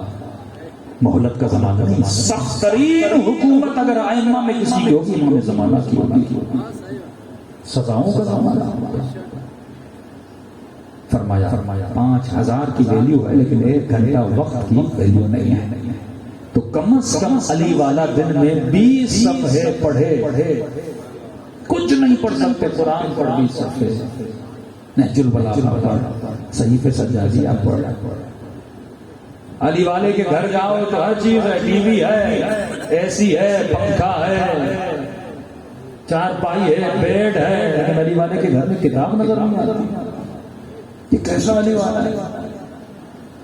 قرآن بھی ہم زندگی جب اپنے گھر میں رکھتے ہیں تو اس کو بھی 4-5 کپڑوں میں لپیٹ کے اوپر پھول ڈال کے جھولے میں ڈال کے اور بس روز جھلا کے چلے جاؤ۔ قرآن نے تجھے کہا مجھے جھلا، قرآن کہتا ہے مجھے پڑھو، مجھ سے علم حاصل کرو۔ ہم ہندو تھوڑی ہیں کہ بت بنا کے رکھ لیں اور دور سے اس بت کو جھک کے چلے جائیں، نہیں، یہ دین پڑھنے کا دین ہے۔ اللہ کہتے ہیں میری کتاب پڑھ، اتنی آیتیں، اتنے ترجمے، یہ اتنی تفسیریں کس کے لیے؟ ایک شیعہ کے گھر میں تفسیر تک کی کتاب نہیں۔ مجھے ٹی وی خریدنے کے پیسے ہیں لیکن 4 کتابیں خریدنے کے پیسے نہیں ہیں۔ مطلب جسم کی ویلیو ہے لیکن جو روح اللہ نے بنائی ہے اس کی کوئی عزت ہی نہیں، اس کے لیے کوئی وقت نہیں ہے۔ کتنے لوگ اس مجمع میں اپنے بچوں کو دن میں آدھا گھنٹہ وقت دیتے ہیں، آدھا گھنٹہ میرے پاس وقت نہیں ہے۔ یہ معاشرہ کبھی ترقی نہیں کرے گا، یہ لوگ کبھی ترقی نہیں کریں گے۔ عجیب کلچر ہے، ہمارے سے ہوٹلوں پہ بیٹھے رہتے ہیں 4 گھنٹے. میں پنجاب سے سندھ آتا ہوں نا، یہ سلسلہ شروع ہو جاتا ہے. 11 بجے بیٹھے ہیں، 12 بجے بیٹھے ہیں، فلمیں چل رہی ہیں، پتہ نہیں کیا کریں. یہ جہالت ہے، یہ ظلم ہے کہ ظلمت نفسی وتجرأت بجہلی. ہر گنہگار قیامت میں کہے گا اے خدا میں نے نفس پہ ظلم کیا کیونکہ میں ظالم تھا، میں جاہل تھا. اس کے وقت قیمت نہیں. یہ 2 گھنٹے جو ہوٹل پہ بیٹھتے ہو نا، شادی کرنے کا شوق تھا تو کہ بچے کو بھی 1 گھنٹہ دو نا. یہ بچہ ایسے تو علی والا نہیں بنے گا نا، تو اس کی دنیا کو ٹائم دے. آدھا گھنٹہ اپنی بیٹی کے لیے نکال، آدھا گھنٹہ بیٹے کے لیے نکال. بیٹ اس کو بتا کہ علی کا کردار کیا تھا، زینب کی عفت کیا تھی، سیدہ کا حیا کیا تھا. گنہگار ہو اگر نہیں نکال کر اپنے بچوں کے لیے ٹائم، گنہگار ہو اگر اپنی بیوی کے لیے ٹائم نہیں نکال رہا ہے، گنہگار ہو اگر ماں باپ کے لیے ٹائم نہیں نکال رہا ہے، گنہگار ہو اگر خدا اور اہل بیت کے لیے ٹائم نہیں نکال رہا ہے. پتہ نہیں لگے گا، آنکھ جھپکنے میں زندگی گزر جائے گی، پھر نگاہ ملک الموت پہ پڑے گی. اس وقت کہے گا مولا کا فرمان، اس وقت انسان اگر ارب پتی کروڑ پتی ہوگا نا، کہے گا ملک الموت میری جتنی دولت ہے، اکاؤنٹ میں جتنا پیسہ ہے سارا لے لے، 1 گھنٹہ دے دے. فرمایا اگر پوری دنیا کی حکومتوں کا مالک ہو نا، یہ سب کچھ دینے کے لیے تیار ہو جائے گا. کہے گا بس مجھے 1 گھنٹہ دے. ملک الموت کہے گا 1 گھنٹہ بھی نہیں دے سکتے. وہاں فرماتے ہیں اب قیمت لگا اس وقت کی جس میں جی رہا ہے. یہ لمحہ واپس نہیں آتا. یہ لمحے تمہارے لیے بنے ہیں. اور قرآن بہت اچھی مثال دیتا ہے، کہتا ہے یہ اولاد، یہ ازواج، یہ مال، یہ دولت، یہ حکومت، یہ شہرت، یہ سب جھاگ. کیا ہے؟ جھاگ. نیچے پانی ہوتا ہے، سرف ڈالتے ہو نا اوپر، جھاگ نظر تو آتی ہوتی کچھ نہیں، حقیقت نیچے ہوتی ہے. مولا فرماتی ہے مال پہ ناز کرنے والے، یہ شہرت کے جلووں میں اڑنے والے، یہ سارے جھاگ ہیں. اور کب پتہ چلے گا؟ جب موت آئے گی تو پتہ چلے گا یہ تو کچھ تھا ہی تھا. اصل تو فانی تھا جسے میں دیکھ نہیں پاتا. اصل تیری بقا وہ ہے، وہ نماز جسے تو اہمیت دیتا ہی نہیں، قبر میں وہی نور بن کے آتی ہے.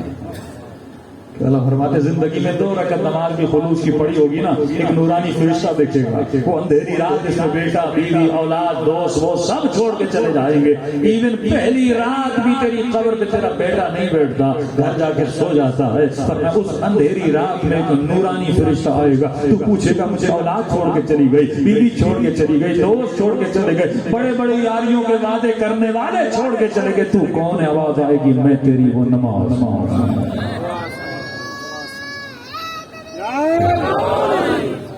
یہ چیزیں تجھے کام آئیں. کن چکروں میں دنیا داروں نے تجھے ڈال کے رکھا ہوا ہے. دنیا بنا نہیں کرانی، محنت کر بنا نہیں کرانی، گھر بنا بنا نہیں کرانی، سب کچھ بنا، لیکن دنیا کے لیے نہ بنا، دنیا آخرت کے لیے. چھٹے امام کے پاس ایک شخص ہے، مولا آپ کا چاہنے والا ہے لیکن دنیا دار بنا ہے. امام نے کہا کیا مطلب دنیا دار بنا؟ کہ مولا وہ صبح سے شام تک تجارت میں لگا. امام نے کہا اگر تجارت کر رہا ہے اس نیت سے کہ اپنے بیوی بچوں کو عزت دلوائے، کسی کے محتاج نہ بنے، کسی کے سامنے ہاتھ نہ پھیلائے، معاشرے میں اپنا اسٹیٹس بنائے، اگر اس نیت سے بنا رہا ہے تو یہ عین عبادت ہے. دنیا برائے دنیا نہیں. سب سے بڑی سیلف ریسپیکٹ ہے اپنی عزت بچانا. فرماتے ہیں پیسے دے کر بھی عزت بچے تو بچا. اتنی اسلام میں ویلیو ہے سیلف ریسپیکٹ. اور آپ اپنے بچوں کو بے عزت کر سکتے ہو علم نہ دے کر، جاہل بنا کر. یہ وہاں پہ کسی کا نوکر، وہاں پہ کسی کا نوکر کسی غیر شیعہ کے یہاں کام کرتا ہے کیونکہ جاہل ہے. شیعہ عزتدار ہوتا ہے، عزیز ہوتا ہے. یہ وہ سوچ تھی جو اہل بیت نے دی. امام کا صحابی کہتا ہے ایک وقت علی پر کہ علی اپنی جوتی کو 70 چکیاں لگاتے تھے. پھر ایک وقت آیا کہ مولا ایک مہینے میں 30,000 درہم تقسیم کرتے تھے. تو مولا کا جو یہ حساب کرنے والا، اس نے کہا یا علی اتنا مت دیجیے کہیں کم نہ ہو جائے. امام فرماتے اللہ تجھ جیسوں کو زیادہ نہ کرے، دے میرا ہوں دکھ تجھے کیوں ہو رہا ہے؟ تو دنیا انہوں نے بھی بنائی ہے، نہیں کہ 30,000 درہم مولا کماتے تھے، نہیں کہ مصلے کے نیچے سے نکالتے تھے، محنت کرتے تھے، باغ بنائے، کنویں کھودے. سب سے زیادہ اگر کوفے میں کسی نے کنویں کھودے مدینے علی بن ابی طالب زمینیں خریدتے تھے، آبادی کرتے تھے، محنت صبح سے شام تک علی محنت کرتے تھے. لیکن علی محنت کرتے تھے دنیا کے لیے نہیں، آخرت کے لیے. مولا کا صحابی مولا کے گھر آیا، کیا دیکھا؟ گھر ٹوٹا ہوا. بہت افسوس ہوا، علی اتنے غریب ہے. کئی سالوں کے بعد پتہ چلا کہ علی کو حکومت خلیفہ بنے. اب جاؤں گا مولا کا کوئی بڑا محل ہوگا. آیا کہ یا علی، پھر دیکھا وہی گھر کہ یا علی میں تو سمجھا خلیفۃ المسلمین بنے، کوئی بہت بڑا محل ہوگا. امام نے کہا بنایا ہے. کہاں یاد دکھاؤ؟ شہر کے باہر لے کر چلے. اس نے کہا مولا نے کوئی بڑا فارم ہاؤس بنایا شہر کے باہر کہ لوگوں کو پتہ نہ چلے کوئی بہت بڑا گھر. جس طرح امیر لوگ مناتے ہیں نا، شہر کے باہر ایک بہت بڑا فارم ہاؤس بنائے، وہاں پہ مولا جا کے رہتے ہوں گے، مزے کرتے ہوں گے. امام نے کہا چلو تجھے لے کر چلو. مولا لے کر گئے، آگے گئے، قبرستان میں پہنچے. کہا یہ کہاں؟ یہ تو ہے. یا علی سمجھانے. امام نے کہا السلام علیکم یا اہل الدیار، اے قبروں میں رہنے والے تجھ پر علی کا سلام.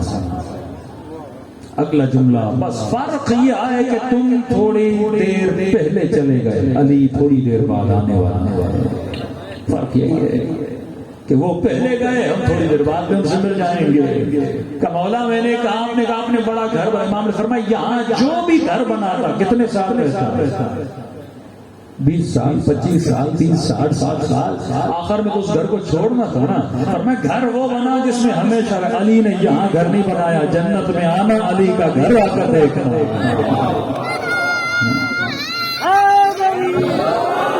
یہاں تو فرعونوں کے بڑے محل تھے، یہاں تو تیرے حکمرانوں کے بڑے محل ہیں. اصل محل تو وہ ہے نا جو ابھی طالب کے بیٹے کے ساتھ ملے، وہاں جا کر مولا کے ہمسائے بنائے. یہاں تو جس کے پاس مال ہو وہ ڈیفینس میں گھر لے لے، جس کے پاس مال ہو بڑی کوٹھی بنا لے. اصل مال وہاں کا ہے جو وہاں کام آئے، کیونکہ وہاں ابدیت ہے، یہاں فنا. تو وہ کیسے بنتا ہے؟ جب مومن ولایت عملی میں اندر آتا ہے. مفت میں نہیں ملتی جنت، جنت محنت سے ملتی ہے، اور انہی کو ملتی ہے جو صاحبان عقل ہیں، صاحبان شعور ہیں.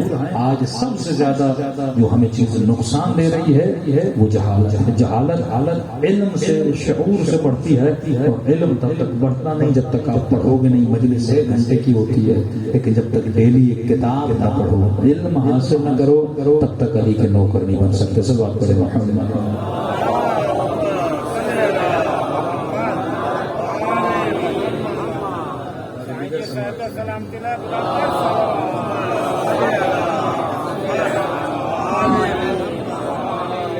یہ علم ہے جو انسان کو رشد دیتا ہے، عقل مند بناتا ہے. بہلول کو بلایا حاضر ہے کہ بہلول جو چاہیے آج مجھ سے مانگ. بہلول نے کہا جو مجھے چاہیے تو دے نہیں سکتا. عقل مند کا کیا کہہ رہا ہے بہلول؟ 40 ملکوں سے زیادہ ممالک میرے کنٹرول میں، حاکم ہوں 40 ممالک کا، اور تو کہہ رہا میں تجھے کچھ نہیں دے سکتا. مانگ کر تو دیکھ. کہ ہارون مجھے اللہ کی رضا چاہیے، ایسا کام کر اللہ راضی ہو جائے. کہ میں یہ نہیں دے سکتا، کچھ اور. کہ ہارون مجھے جنت چاہیے، کہ یہ بھی نہیں دے سکتا. کہ پھر تو دے کیا سکتا ہے؟ کہ اگر تو چاہے تو تیرا وظیفہ بڑھا دوں، اگر تو چاہے تو تیری تنخواہ بڑھا دوں. بہلول نے کہا ہارون جو خدا تجھ جیسے ظالم کو دے سکتا ہے وہ علی کے نوکر کو نہیں دے سکتا.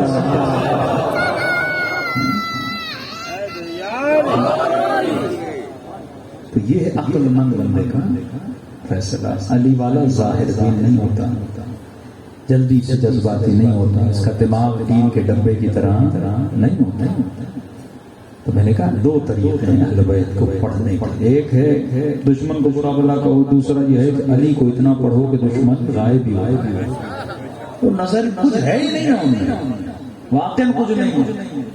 اس کی دلیل یہ ہے کہ جب آپ ان کی محفلوں میں جاتے ہو تو ساری نعتیں یا محمد پہ ہوتی ہیں، آل محمد پہ ہوتی ہیں، کچھ ہے ہی نہیں نا۔ فضیلت کے لیے کچھ نہیں، آیتیں ان کی فضیلت میں، روایتیں ان کی فضیلت میں، کردار ان کی فضیلت میں ہوتا ہے۔ اتنا خزانہ آپ کے پاس ہے، لیکن ہم اپنی انرجی فضول چیزوں میں ویسٹ کرتے ہیں۔ اگر وہ آپ کرو اس سے نفرت پڑے گی، نفرت سے آپ کے قریب نہیں آئیں گے۔ لیکن اگر آپ محبت کا پیغام دو، اپنی مجلسوں میں بلاؤ، علی سناؤ، علی دکھاؤ، علی پڑھاؤ، اہل بیت کی چیزیں بتاؤ، واللہ وہ کیا ہو جائیں گے؟ اہل بیت کے قریب ہو جائیں گے۔ کل میری کوشش ہوگی توحید پہ چند نقطے امام زین العابدین کے بتاؤں کہ دنیا کے بڑے سے بڑے فلسفہ پڑھنے والے بھی بہت میں ہے، حیرت میں ہے کہ ایسا کلام واقعا امام کا کلام ہوتا ہے۔ کلام الامام امام الکلام ہوتا ہے، امام کا کلام تمام کلاموں کا امام ہوتا ہے۔ پوری دعائیں کو میں دعائے عرفہ، کتنے ہمارے شیعہ نے دعائے عرفہ پڑھتے ہیں، کم از کم سال میں 12 مرتبہ تو پڑھو۔ یہ دعائیں جب تک تمسک کا مطلب ہے اپنے ہاتھ کو اہل بیت کے ساتھ جوڑے رکھو، یاد رکھو۔ ما ان تمسکتم بہما، اگر ان سے تمسک رکھو گے تو لن تضلوا بعدی ابدا۔ یہ صیغہ نفی ابد ہے، نبی لم بھی کہہ سکتے ہیں، لیکن جہاں لام نون آتا ہے یہ نفی ابد، یعنی کبھی بھی گمراہ نہیں۔ اگر تمہارا ہاتھ اہل بیت، اب ہاتھ اہل بیت کا میں کب ہوگا؟ اب یہ امام زمانہ کا ہاتھ تو نہیں نا، آپ کو کیا مطلب ہاتھ میں رہے؟ مطلب علم اہل بیت کے ساتھ متمسک، کم از کم ڈیلی 20 صفحے مولا کی روایتیں پڑھو۔ اتنی کتابیں چھپ چکی کراچی میں جائیے، سال میں کم از کم 12 کتابیں لے آئیے، ہر مہینے میں ایک کتاب کا ٹارگٹ بنائیے۔ کہ جب تک یہ چیزیں نہ ہوں تب تک ہمارے اندر شعور نہیں آئے گا، اور جب تک شعور نہیں آئے گا کبھی بھی ہم راہ امام پہ چلنے کی صلاحیت پیدا نہیں کر سکتے۔ صلوات پڑھیں محمد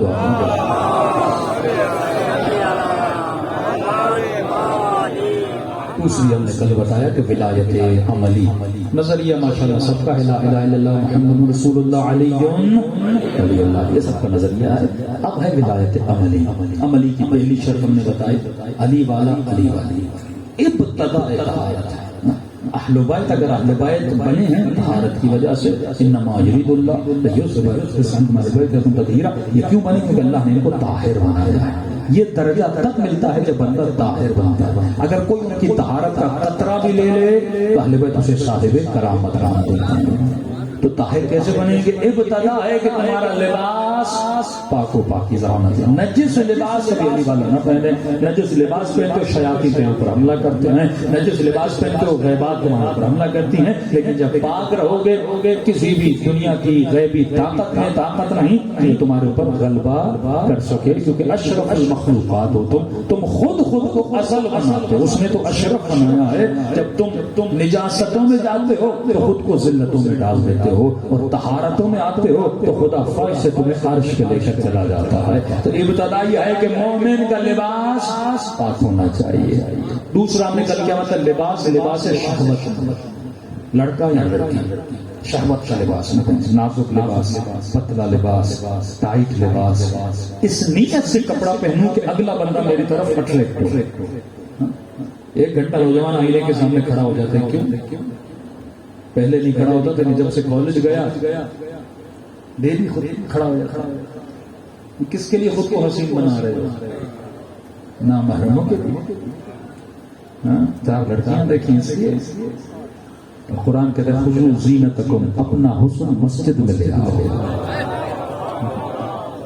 مصلی پہ کھڑا ہوتا ہے تو نہ شکل بناتا ہے نہ بال بناتا ہے، فارملٹی کی نماز پڑھ کے یوں آیا اور یوں گیا راکٹ کی طرح۔ اور کسی محفل میں جانا ہو، کسی سیاستدان سے ملنا ہو، کسی شرابی سیاستدان سے ملنا ہو، کاٹن کے کپڑے، یہ فورن کی سینٹ، داڑھی بھی بناتا ہے، بال بھی بناتے ہیں، ہاں بھائی کہاں جا رہے ہیں؟ فلاں سیاستدان سے ملنے جا رہے ہیں۔ لیکن جو کائنات کے تمام تر حسن کا خالق مالک ہے، رازق ہے، اس کے سامنے کھڑے ہوتے تو کچھ بھی نہیں. اور جب علی آتے تھے تو کیا کرتے تھے؟ کنگھی تھے، داڑھی کو کنگھی دیتے تھے، اچھا لباس پہنتے تھے، عطر لگاتے تھے. تم امینہ اور اطمینان کے ساتھ کھڑے ہوتے تھے اور کہتے تھے اللہ اکبر. یہ استقبال خداوندی ہے مسلم عبادت کا. اور جب تو اس طرح جاتا ہے تو مرنے کے بعد اس کے ملائک بھی تیرا اسی طرح استقبال کرتے ہیں. کیا ملے گا تجھے ایک دنیا دار انسان سے؟ لیکن تجھے اگر مل سکتا ہے خدا سے، وہ غنی مطلق ہے، وہ کسی کا محتاج نہیں ہے. الاحتیاج کل الیہ، کائنات کا ہر بندہ امام و نبی سب اس کے محتاج ہے. تو اس کی دربار میں ایسے جاتا ہے. سوچ غلط ہے، فکر جہالت، شعور نہیں ہے. اس کی ہر عبادت فارملٹی والی ہے. تو فرما لباس پاک بھی اور لباس شہوت نہ ہو. دنیا کے لیے نہ پہنو لباس وہ اچھا جو لباس حیا ہو، لباس وہ اچھا جو لباس عفت ہو. سجدے میں جاؤ تو خیال کیا کرو چھوٹی شرٹ نہ پہنا کرو کہ بے حیائی ظاہر ہو جائے، بندے کی پیٹھ نظر آنے لگے. کیونکہ عقل نہ. تیسری ہم نے بتایا علی والا ہمیشہ دائم الوضو رہتا ہے. فرمایا رزق میں تنگی ہے، دائم الوضو رہو، اللہ برکت دے گا. دنیا کے کسی کام کرنے کے اہم کام کے لیے جا رہے وضو کر کے جایا کرو. اور پھر بتایا صرف وضو نہیں، حدیث قدسی جو لوگ نہیں تھے ان کے لیے بیان کر رہا ہوں کل. فرمایا جو وضو کرے، وضو ٹوٹ جائے دوبارہ وضو نہ کرے تو اللہ کہتے ہیں مجھ سے جفا کیا. اگر وضو کرتا ہے کنٹینیوسلی تو مجھ سے وفا کرتا ہے. اور وضو کرنے کے بعد 2 رکعت نماز نہ پڑھے تو جفا کی، 2 رکعت نماز پڑھے تو وفا کی. 2 رکعت پڑھنا مشکل ہے، میں نے آسان طریقہ بتایا. مستحب نماز چلتے پھرتے بندہ پڑھ سکتا ہے. نہ قبلے کی شرط ہے نہ سجدگاہ کی شرط ہے. یہ ممبر پہ بیٹھ کے میں 2 رکعت نماز پڑھ سکتا ہوں. 2 منٹ آپ مجھے دیں تو اللہ اکبر کہوں، الحمد للہ، تھوڑا سر جھکاؤ رکوع کے لیے، تھوڑا سر جھکاؤ سجدے کے لیے، پھر الحمد للہ، تھوڑا رکوع کے لیے سجدے کے لیے، تشہد پڑھ کے ختم. چلتے پھرتے گاڑی میں اٹھتے بیٹھتے 2 رکعت نماز پڑھ سکتا ہے. وفا کر پروردگار عالم سے. وضو ٹوٹا وضو کر، وفا کر، وضو کر کے 2 رکعت نماز پڑھ، وفا کر. اللہ کہتا 2 رکعت نماز پڑھ کے اگر مجھ سے کچھ نہ مانگے تو بے وفائی ہے. مجھ سے مانگ کے وفا کرو. فرمایا اگر میں قبول نہ کروں تو میں نے تجھ سے بے وفائی. اور خدا ہمیشہ کیا کرتا ہے؟ وفا کرتا ہے. یہ 3 مرحلے عادت ڈالیے، 1 سال کر کے دیکھیے، یہ دیکھیے زندگی میں کتنا بدلاؤ آتا ہے. چوتھی طہارت، جس کا ذکر کروں میں تفصیل کل جاؤں گا. چوتھی طہارت جو ولایت عملی کی طہارت ہے وہ یہ ہے کہ اے مومن اگر بدن کو پاک کیا ہے تو اپنے باطن کو بھی پاک کر. یہ ہاتھ نجس ہو گیا پانی سے صاف ہو جائے گا، لیکن اگر اس ہاتھ سے میں نے کسی یتیم کو تماچا مارا، اب یہ ہاتھ لاکھ دھونے سے پاک نہیں ہوگا جب تک اس یتیم کے دل سے دل آزاری جو کی اس کی معافی نہ مانگو، تب تک ہاتھ باہر نہیں ہوگا. اگر میں نے اس ہاتھ سے بھائی کا بہن کا حق کھایا، بڑے مسائل ہیں ہمارے سندھ میں، ایون پورے پاکستان میں حقوق ہے. بھائی ہے بہن کا حق نہیں دیتا ہے. ہاں بہن معاف کرے تو اور بات ہے، لیکن اگر تو اس کا ہاتھ کھا کے بیٹھا ہے یہ حرام ہے. یہ ہاتھ نجس ہے. قیامت کے دن اٹھے گا ان ہاتھوں میں ہتھکڑیاں لگی ہوں گی. حق نہ کھانا صرف دنیا کی خاطر، یا اس کے دل سے نکال لے یا معاف کروا لے، لیکن ماں نے دنیا کی محبتوں کو نجس کر دے. اسی طرح آنکھیں نجس ہوتی ہیں. حسین کی مجلس میں آ کے 2 آنسو بہاتے ہیں، آنکھیں پاک ہو جاتی ہیں. ان کی نسبت حسین سے ہو جاتی ہے. لیکن اسی مجلس سے باہر جا کر رات کے اندھیروں میں جب گندی چیزیں دیکھتے ہو پھر آنکھوں کو نجس کر دیتے. زبان برش کرنے سے پاک نہیں ہوتی. اگر جھوٹ بولو، گالیاں دو، غیبتیں کرو، تو لوگوں میں لڑائیاں کرواؤ، یہاں کی بات وہاں پہنچاؤ، کفر کے فتوے، بدعت کے فتوے، یہ سارے فسادات کہاں سے ہوتے ہیں؟ زبان سے. یہ خطیب آ کے ممبر پہ تفرقہ ڈالتا ہے، شعلہ بیانی کرتا ہے، مومن کو مومن سے لڑا دیتا ہے، مسلم کو مسلم کا دشمن بناتا ہے. کس چیز کی وجہ سے؟ زبان کی وجہ سے. اگر زبان کنٹرول ہے، مولا فرماتے جب تک تو بولتا نہیں کہ زبان تیری قیدی ہے، لیکن جب تو بول لیتا ہے تو زبانوں کا قیدی بن جاتا ہے. تو خبردار سوچ کے بولا کرو انشاءاللہ ایک ایک کر کے بیان کریں گے. باطنی طہارت بڑی ضروری ہے. جب تک باطن پاک نہیں اس وجود میں علی کی ولایت آ نہیں سکتی. ولایت کا مطلب یہ ہے کہ مولا میرے پورے وجود پہ آپ کی حکومت ہے. آنکھوں پہ علی کی حکومت, کانوں پہ علی کی حکومت, زبان پہ علی کی حکومت, ہاتھوں پہ علی کی حکومت, شکم پہ علی کی حکومت. جب سارے اعضاء پہ علی کی حکومت ہے, اب جب تو علی ولی اللہ کہتا ہے یہ ہے ولایت عملی کا ثبوت. لیکن زبان سے علی ولی اللہ اور باہر میں جا کے 4 مومنوں کو گالیاں دے. یہ کیسے علی والے ہیں جو دن رات گالیاں دے رہے ہیں؟ بزنس میں گالی, گھر میں گالی, بیٹے کو گالی, رشتہ دار کو گالی, شیعہ کو گالی. یہ نجس زبان ہے. اس زبان کو قیامت میں کاٹا جائے گا. جب زبان کٹ جائے گی تو علی بھی نہیں کر سکے گا. وہاں پر علی اگر کوئی کرے تو وہ زبانیں کریں. ایک ہے علی کرنا زبان سے, ایک ہے علی کرنا عمل. تو زبان سے تو انہوں نے بھی نو کے نیزہ پہ قرآن کاغذ لگائے اور جنگ صفین میں کہا لا حکم الا اللہ, اللہ کے علاوہ کوئی حکم نہیں مانے. لیکن عمل میں نہ اللہ کے حکم کو مانتے نہ اللہ کے نمائندے کے حکم کو مانتے تھے. بی بی زینب فرماتی ہیں کہ نیزوں کے زخموں میں اتنی تکلیف نہیں دی جتنی لوگوں کی زبانوں میں. زبان بڑی خطرناک ہے. دیکھیے جوانی میں اگر آپ نے کسی کو تکلیف دی ہو, اذیت دی ہو, چلو آپ نے اس بندے سے آپ نے معافی کی,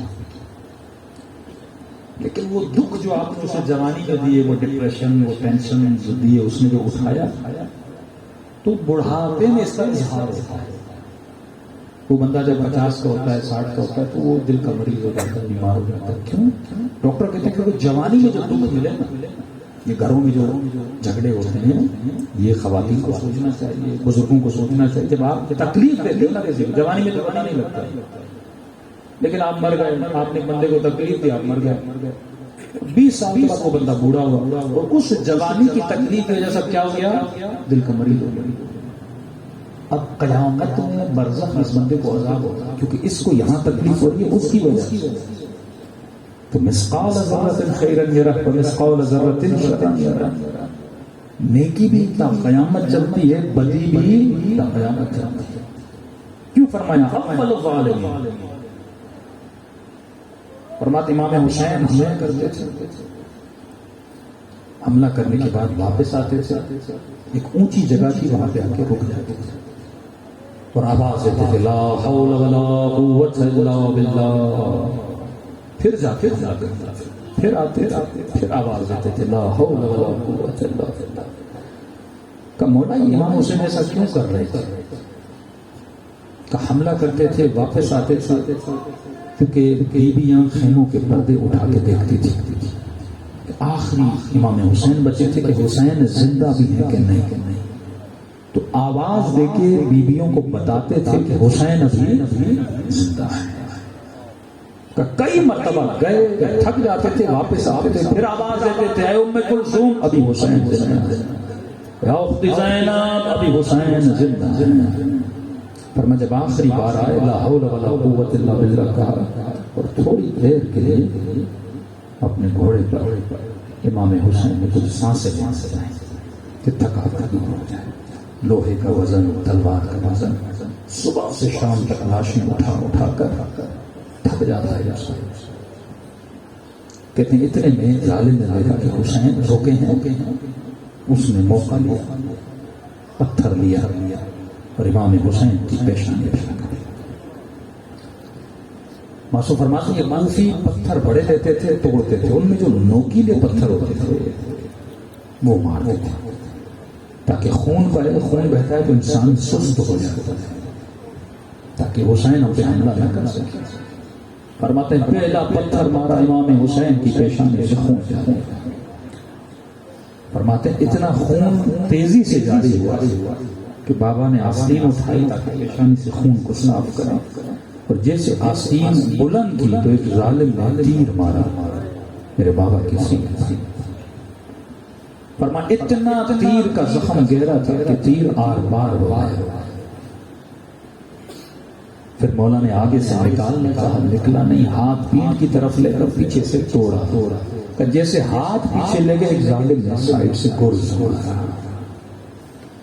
یہ وہ وقت تھا کہ امام حسین نے اس اونچائی سے پھر نیچائی کی طرف جانا شروع، کیونکہ اونچائی پر گئے تھے بیویوں کو بتانے کے لیے حسین زندہ۔ اب ظاہر ہر بیوی دیکھ رہی تھی حسین اوپر ہے، اور یہ منظر دیکھ رہی تھی، بابا کو تیر لگا، نیزہ لگا۔ تو امام نے کہا زوجنا مجھے جلدی سے جو نیچی تری جگہ ہے وہاں لے جا، میں نہیں چاہتا مجھے زینب دیکھے، میں نہیں چاہتا کہ سکینہ اس حال میں بابا کو زوجنا سے گرتا ہوا دیکھے۔ یہ مسائل امام زمانہ جانتے نہ جانے پڑتے کہ میرا سلام اس گھوڑے پر جو خیموں کی طرف دوڑتا ہوا آ رہا تھا، لیکن اس کا سوار اس پہ سوار نہیں تھا۔ اور بچی پوچھتی ہے زوجنا میرا بابا کہاں ہے، کہ میرے بابا کو پانی پلایا تھا۔ لیکن جس جملے کے لیے زحمت دی، فرمایا جب تیر لگا خون اتنی تیزی سے بہا کہ امام نے خون کو اپنے ہاتھوں میں جمع کیا۔ تاریخ کہتی ہے نہ اصغر کا خون حسین نے پھینکا، نہ اپنا خون اپنے چہرے پہ مرنا شروع کیا۔ اس وقت ایک جملہ کہا، فرمایا نانا حسین وہ منگل کا دل نہیں بھولے گا۔ یہ کون سا دن تھا جس کو امام حسین نے کہا؟ فرماتے وہ منگل کا دن حسین نہیں بھولے جس دن میری اماں زہرا کو دربار میں کھڑا چھوٹی چھوٹی بے ادبیاں بڑھ کے بڑی بے ادبی تمہارا چھوٹی چھوٹی خطائیں بڑی خطا کا منجر ہو جاتی، بڑی خطا کا سبب بنتی ہیں۔ یہ مت کہو یہ گناہ چھوٹا ہے، نہیں، کوئی گناہ چھوٹا نہیں ہوتا، وہ کل جا کے بڑے گناہ میں بدل جاتا ہے۔ جب تو چھوٹی جرت کرتا ہے نا اللہ کی نافرمانی کی، کل تو بڑی جرت بھی کرے گا۔ فرمائے وہ دن میں نہیں بھولوں گا جب میری اماں کو دربار میں کھڑا کیا گیا۔ اگر اس دن امت میری ماں کا احترام کرتی، آج یہ بھی حسین کا احترام کرتا۔ وہ بے ادبی ہوئی، آج یہ بے ادبی ہو رہی ہے۔ تو جو دکھ تھا نا اہل بیت کو، وہ زبانوں کا تھا۔ زخم زبان بدتر تھا نیزوں کے زخم سے۔ جب بیویاں بازاروں میں جاتی تھی، یہ ظالم کہتے تھے یہ باغی کی بہن ہے۔ بی بی زینب کہتی تھی پتھر مارنے مارو لیکن میرے حسین کو باغی نہ کہو، میرا حسین نمازی تھا۔ دلوں کو کربلا لے کر دعا کریں کہ اے خدا ایسا بناؤ جس سے میرے آقا حسین کی دل کو ٹھنڈک لگے۔ السلام علی الحسین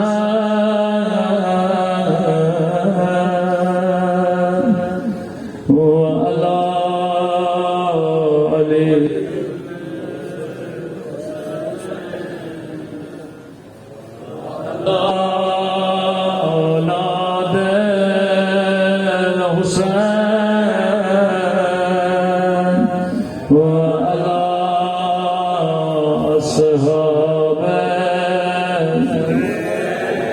سب مل کے بلند آواز سے السلام علی الحسین وعلی علی بن سب مل کے وعلی اولاد حسین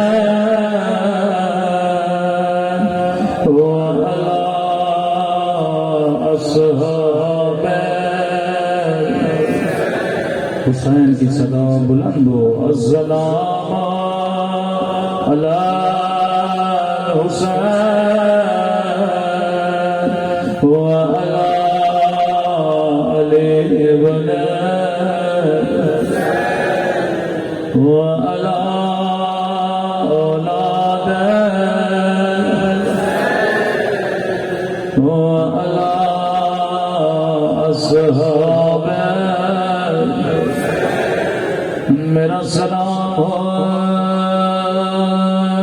زینب کی لٹی ہوئی چادر پہ،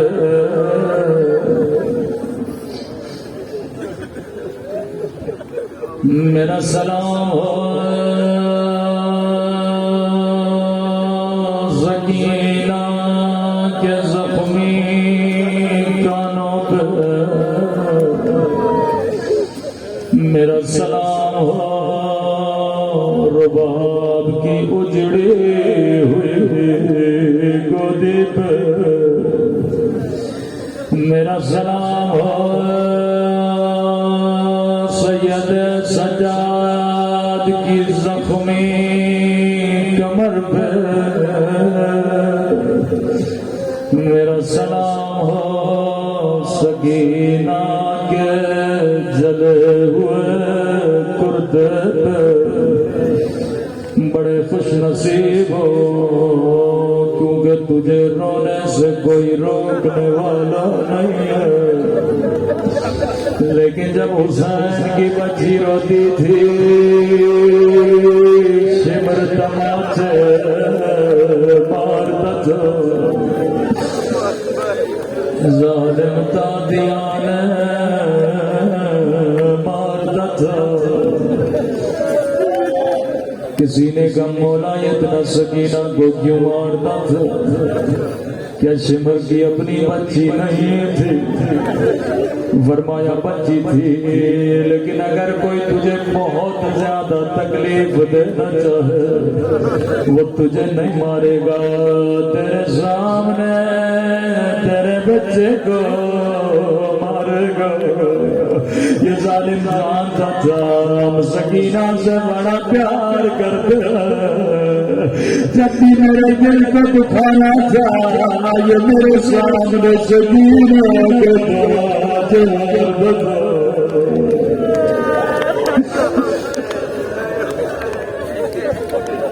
بچیاں اپنے بابا سے بڑا پیار کرتی ہیں، اور جب سکینہ کو تکلیف دینی تھی یہ سکینہ کو نہیں مارتا تھا، یہ حسین کو چھری مارتا تھا، تو بچی رو کر کہتے تھے نوار نوار میرا پردیسی بابا،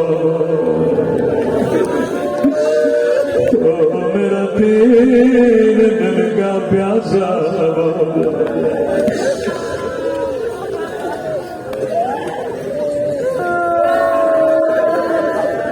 مومن زمانہ فرماتے مومن جب بھی دعا کرو خدا کو دعا ضرور دے، اے خدا کو میری پھوپھی بہن اب کا واسطہ دیا کرو، دوسرا خدا کو میری سکینہ کا واسطہ دیا کرو۔ فرمایا مومن جب بھی پانی پیو میری سکینہ کو ضرور سلام کیا کرو، ایک گھونٹ پانی کے لیے میری بچی کو توجہ مت۔ ہائے بازار قافلہ بازار میں ننھی سی بچی نے دھیمی سی آواز میں کہا پھوپھی اماں مجھے پیاس لگی ہے۔ زینب نے کہا سکینہ چپ ہو جاؤ، یہاں پانی دینے والا کوئی نہیں، پتھر مارنے والے ہو۔ قیامت کا منظر ہے، ذاتی کوثر کی پوتی ذاتی کوثر کی بیٹی سے پانی مانگ رہی ہے۔ چھت پہ ایک مومنہ نے سن لیا، دوڑتی ہوئی گئی گلاس میں پانی بھر آ کر بی بی زینب کو دیا۔ بی بی زینب نے کہا تو کیوں پانی لائی؟ سب پتھر مار رہے ہیں اور تو پانی لے کر آئی ہے۔ کہتی ہے قائدی بیوی میرے مولا کا فرمان ہے، اللہ قائدیوں کی دعا کبھی رد نہیں کرتا۔ میری زندگی گزر گئے میں نے تجھے جیسے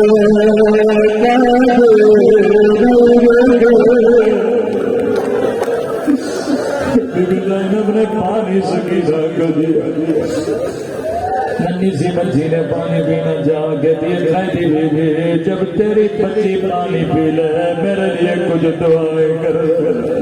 بی بی زینب نے کہا سکینہ پانی بعد میں پینا، ہم سید ہیں کسی کا احسان نہیں اٹھاتے، لیے دعا کرو.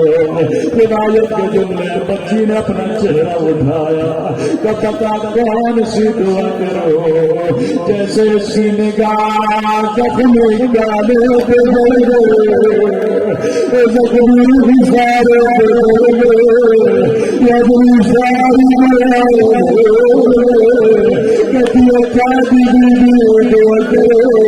اللہ میری بچی پر میری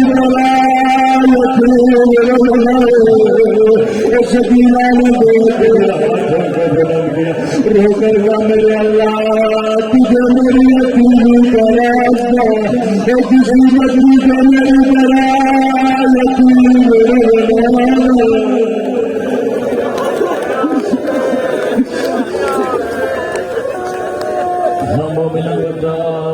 تیری دوسری دعا کون سی؟ کہتی ہے پہلی بھی مدتیں گزر گئے میں مدینہ نہیں گئی. اللہ غربت میں کسی کو وطن کا نام نہ سنا. سکینہ روز کہتی تھی پپھی اماں مدینے کب جائیں گے, سغرا سے کب ملیں گے. جیسے مدینے کا نام سنا بی بی زینب نے کہا مومنہ مدینہ جا کر کیا کرو گے؟ کہتی ہے قیدی بیوی یہ بھی پوچھنے کی بات ہے. مدینے میں میرا حسین, مدینے میں میرا پیاز ہے, مدینے میں میری بیوی ہے جس نے مجھے قرآن پڑھایا. زینب کو بڑا پیار مومنہ تو نے حسین کا نام لیا, تو نے عباس کا نام لیا. اللہ تجھ پہ اپنی رحمت نازل کرے. لیکن اے مومنہ پتا کیا مدینے والی بی بی سے ناراض ہو, اپنی بیوی کا نام تو بتا وہ کون ہے. بڑی مدت گزر گئے میرے نام موسیٰ. مومنہ کہتی ہے قیدی بیوی میری مجبوری سمجھو, میری مزار میں بیوی سے ناراض ہو جاؤ. کون سی مجبوری؟ کہتی ہے قیدی بیوی یہ نامحرم کا نغمہ ہے. اپنی بیوی کا نام نہیں لے سکتے, میری بیوی نام حوالی کی جاتی ہے.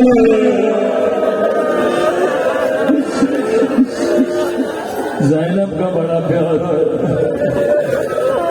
مومنہ اگر تیری دعا یہی قبول ہو جائے تو کیا کرو گے؟ کیا کہنا چاہتی ہو قیدی بیوی کہ اگر مدینے والی بازار میں نہ جانا تو کیا کہو گے؟ جلال میں آتی ہے قیدی بیوی زبان سنبھال کے بات کرو. میری بیوی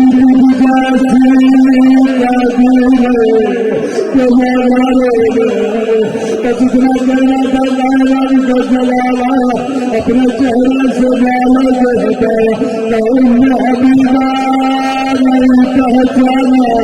ارے وہ پوری گزر گئے میرا حسین مارے گئے, میرا عباس مارے گئے.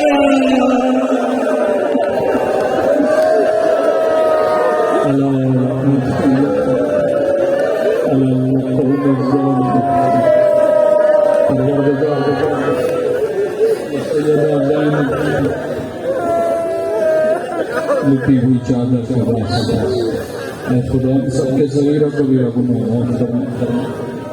والدین کے صغیرہ کبیرہ گناہ معاف فرما. سید علی نواز شاہ صاحب نے آج حسین قیدری شاہ ہماری والدہ بیمار ان قریبی